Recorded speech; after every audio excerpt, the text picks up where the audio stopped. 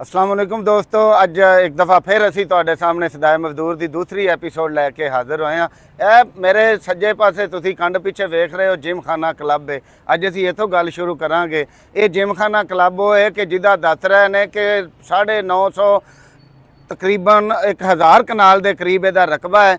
25 पैसे फी कनाल जिहड़ा है या मरला इहदा जिहड़ा किराया है, कोई 6000 के करीब जिहड़ा महीना इनू टोटल रकम जिहड़ी है ये पे करती है। इस मुल्क की अशराफिया और ये मौज मस्ती करती। गुलबर्ग का इलाका है, महंगा तरीन जिहड़ा एरिया है वो एवे तो किसी मेहनत कश नूं इसलिए पूरे पाकिस्तान शायद ही किधरे एक मरले का 2.5 मरले का मकान 6000 च मिलता होवे। ये 1000 कनाल के करीब तकरीबन रकबा जिहड़ा है ओहदा इनू इंज लै रहा जे। यानी मैं कहना चाह रहा कि जिहड़ी हुक्मरान तबके की एलीट क्लास की अशराफिया की मौज मस्ती लई हुकूमती वसायल इस्तेमाल होने ने वो औने पौने दम होने ने और दूजे पासे मेहनत कशां नूं दित्तियां जाण वालियां सहूलतां आए दिन छिनियां जा रही ने। मिसाल के तौर पर परसों का जिहड़ा है पिछले हफ्ते की जिहड़ी खबर है 1000 बेसिक यूनिट जिहड़े ने तुहाडे हैल्थ यूनिट जिहड़े 1 रुपया दवाई 1 रुपया पर्ची के उत्ते दवाई देंदे सी और गरीब तरीन लोग उहदे तो जाके अपना दवाई लेंदे सी। एक तो वो प्राइवेट जून तो पहले उन्हां नूं वेचन लगे ने, एक सहूलत खो रहे हैं। दूजे पासे जिहड़ा स्टाफ उत्ते काम करदा सी उहदी सरकारी नौकरी जाएगी, डॉक्टर्स की नौकरी जाएगी। तीजी गल ये वे कि एक होर हवाले नाल तुसीं वेखो तो जिहड़ा तालीमी इदारे ने वो कोई 1500 तो ज़्यादा तालीमी इदारे वेच दिते गए ने। होर वेचन का पूरा प्लैन है उन्हां दा मुख्तलिफ हीले बहालियां नाल जेड़े इदारे या जेड़ियां सहूलतां आवाम नूं या मेहनत कश तबके नूं हासिल ने उन्होंने तो आहिस्ता आहिस्ता हुकूमत समझदी कि बोझ ने साडे सिर ते। लेकिन जिहड़ी हुक्मरान शराफिया नूं रायतां हासिल ने, सबसिडाइज्ड इदारे ने या मौज मस्ती है वो सारी दी सारी उस तरह ही बहाल है, कायम है। तो असी मजम्मत करते हैं, एक तो डिमांड करते हैं कि जेडे बेसिक हैल्थ यूनिट ने बुनियादी मराकज़े सेहत ने 1000 उन्होंने बिल्कुल भी प्राइवेट ना किया जाए, बिल्कुल ना बेचा जाए, किसी भी बोर्ड ऑफ डायरैक्टर्स के सपुर्द ना किया जाए, बल्कि जिमें गौरमेंट चला रही है गौरमेंट ही उन्होंने बजट करे और उन्होंने इंज ही चलाए, बल्कि वो मजीद बेहतरी दा करे कि बाद हैल्थ बुनियादी हैल्थ यूनिट जिहड़े ने उन्हां च ऑपरेशन की सहूलत है, बाद नहीं उन्होंने अपग्रेड किया जाए ताकि उस बहुत बड़ी लोकल आबादी नूं अपने बुनियाद मुकामी तौर पर इलाज की सहूलत मिल सके और वड्डे हस्पतालों तो प्रैशर घट सके, गरीब लोगों भी जिंदा रहन का जिहड़ा उन्हां दा बुनियादी हक है वो मिल सके। इस तरह ही तालीमी इदारियां नूं प्राइवेट करन दी बजाय नवे तालीमी इदारे बनाए जान और लोगों नूं पाकिस्तान के 1973 के आइन के मुताबिक हैल्थ और एजुकेशन की जिहड़ी गारंटी है वो दी जाए, रोज़गार की गारंटी दी जाए, रोटी कपड़ा और मकान का जिहड़ा तहफ़्फ़ुज़ है वो दिता जाए। लेकिन ये दसो कि जो इदारे प्राइवेट होंदे ने ते प्राइवेट इदारियां च तनख्वाहां ज़्यादा नहीं होंदी मरकज़ दी? अच्छा, ये एक बड़ा ये भी एक इत्थे है थोड़ी जी गलतफहमी लोगों नूं। आवाम में समझते हैं कि जी वेखो सरकार दरबारे जिहड़े इदारे ने उन्हां दी करप्शन बड़ी है, उत्थे लोग एफिशेंसी नाल काम नहीं करते, जो प्राइवेट होंदे ने तो उत्थे बड़ा काम हो जाता है तो तनख्वाहां भी वध जांदियां। पर ये बिल्कुल गलत गल है। नंबर एक तो है कि हर वो इदारा जिन्हों फरोख्त किया जाता है, तुसीं देखो उस इदारे के मुलाजमीन हमेशा उहदी फरोख्त दे उहदी निजकारी के खिलाफ खलोंदे ने। PIA के मुलाजमीन की लंबी जदोजहद उहदे चों अपने कुछ लोगों की कुर्बानी भी दे चुके हैं। NG स्टील मिल के मेहनत कशां दी है, घी कारपोरेशन ऑफ पाकिस्तान की PTCL की एक लंबी जदोजहद है, उहदे लीडरां नूं आगुआं नूं जेलां 'च बंद रखा गया।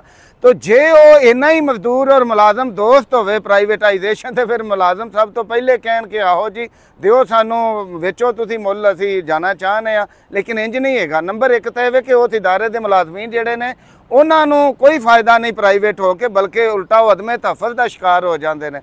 नंबर दो ये कि जिहड़ी आसान सस्ती सर्विसेज आवाम नूं मिल रही होंदियां ने, जिहड़ियां कि अवामी इस्तेहकाक है वो आवाम तो छिन जाती है। लिहाजा जिहड़ा प्रोपेगेंडा है और फिर यह भी कि जी एफिशिएंसी वध जाती है, यह भी बिल्कुल गलत है। क्योंकि प्राइवेट जदों भी कोई इदारा होंदा है उन्होंने अपने मुनाफे नाल गरज होंदी है, उन्होंने सर्विसेज देने नाल या उहदी एफिशिएंसी नाल इदारे दी नाल नहीं गरज होंदी।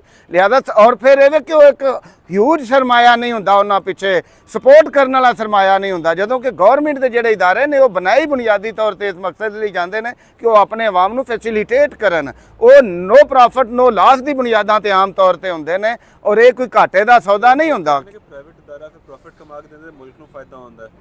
अच्छा, ये फिर अगला सवाल होए कहते हैं कि जी हाँ प्राइवेट इदारा होएगा तो मुल्क ਨੂੰ फायदा होएगा। भाई मुल्क तो की मुराद ਤੁਹਾਡੇ प्रॉफिट देगा, की मुराद है मुल्क तो मुराद क्या ਜਿਹੜੀ आवाम ਦੀ ਸਿਹਤ है अगर ਉਹਦੇ ਤੇ ਤੁਸੀਂ ਸਮਝੌਤਾ ਕਰਦੇ ਹੋ, अगर आवाम ਨੂੰ ਸਿਹਤ ਦੀਆਂ ਸਹੂਲਤਾਂ बर वक्त नहीं मिल रही, ये मुल्क ਦਾ फायदा है या कि ਇਹ ਮੁਲਕ ਦਾ फायदा है कि आवाम सेहतमंद होन, आवाम पढ़े लिखे होन, ਇਹ मुल्क ਦਾ फायदा। अजीबो गरीब मंतक ਇਹ ਵੇ ਕਿ ਉਹ ਜਵਾਦ ਘੜ ਲੈਂਦੇ ਨੇ। ਤੁਸੀਂ ਕਹਿ ਰਹੇ ਹੋ ਕਿ ਮੁਲਕ ਨੂੰ ਪੈਸੇ ਨਹੀਂ ਕਮਾਣੇ ਚਾਹੀਦੇ।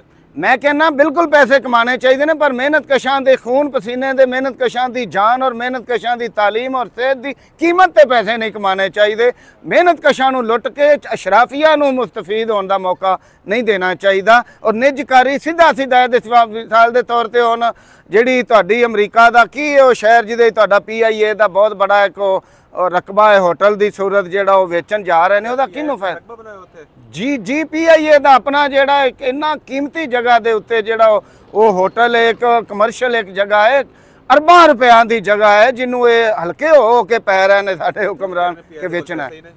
ਉਹ ਇਹ ਕਹਿੰਦੇ ਇੰਜ ਹੀ ਕਹਿੰਦੇ ਨੇ। ਅੱਛਾ, ਇਹ ਵੀ ਇਹ ਕਹਵੇ ਕਿ ਪਹਿਲੇ ਇਹ ਵੀ ਐਨਾਲਿਸਿਸ ਹੋਣਾ ਚਾਹੀਦਾ ਹੈ ਕਿ ਇਹ ਜਿਹੜਾ ਹੁਕਮਰਾਨ ਜਿਹੜੇ ਇਦਾਰੇ ਨੇ ਗਵਰਨਮੈਂਟ ਦੇ, ਉਹਨਾਂ ਦੀ क्या करप्शन की वजह तो ਉਹਨਾਂ ਦਾ ਜਿਹੜੀ ਮਾਰਕੀਟਿੰਗ है वो खराब ਹੁੰਦੀ है, क्या उन्होंने उत्ते जिहड़े खसारे ने वो इस वजह तो होंदे ने कि वो कर नहीं सकते काम? नहीं, ऐसी गल नहीं हैगी, बल्कि इसलिए होंदे ने कि हुक्मरान अशराफिया जान बुझ के अपने लल्ले तलल्लियां दी वजह तो पहले उन्हां इदारियां नूं करप्ट बनाते ने, उन्होंने नकारा बनाते ने, उन्होंने एफिशिएंसी मुतासर करते हैं, उत्थे अफराधी कुवत नहीं पूरी होने देंगे, उन्होंने फंड्स पूरे नहीं देंगे और फिर बहाना बना के कहते हैं जी वेच दो आहा जी वेचो वेचो, ये तो बोझ बन गया, सफेद हाथी बन गया। भाई जेडे सफेद हाथी ने उन्हों का नाम लईए तो तुसीं चुक के जेल च ताड़ देंदे हो। तो सफेद हाथी क्या है?